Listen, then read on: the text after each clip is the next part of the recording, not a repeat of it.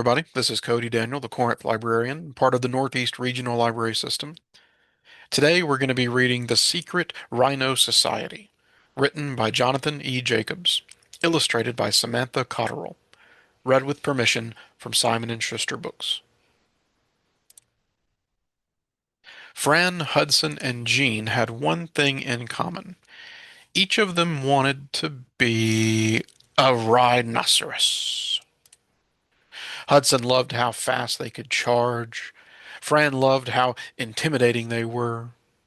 Jean was especially fond of their unbreakable horns.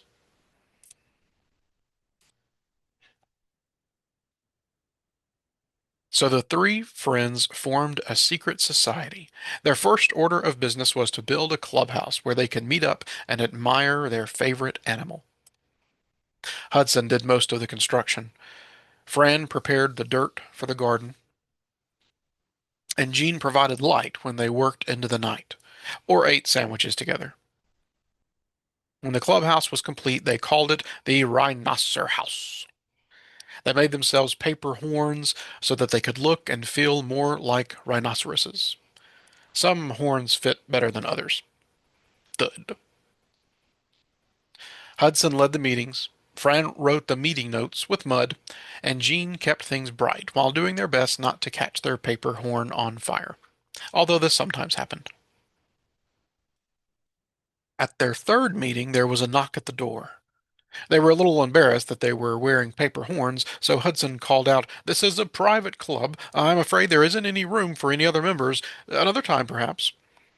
But the knocking continued, and when the clubhouse began to shake, he opened the door. It was a rhinoceros.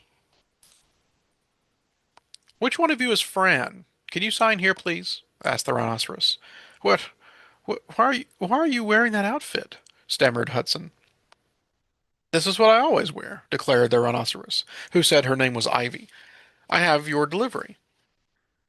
"Before you go," asked Hudson, "can't you show us how to charge, or snort, or sharpen our horns?" "I'm a gardener," Ivy replied. "I work at a garden store and deliver plants." "Did I get your order wrong?" she asked anxiously. "No," replied Hudson. You're just not what we expected a rhinoceros to be." "Well, I'm sorry you're disappointed," said Ivy. "Anyways, you folks are going to have a really beautiful garden."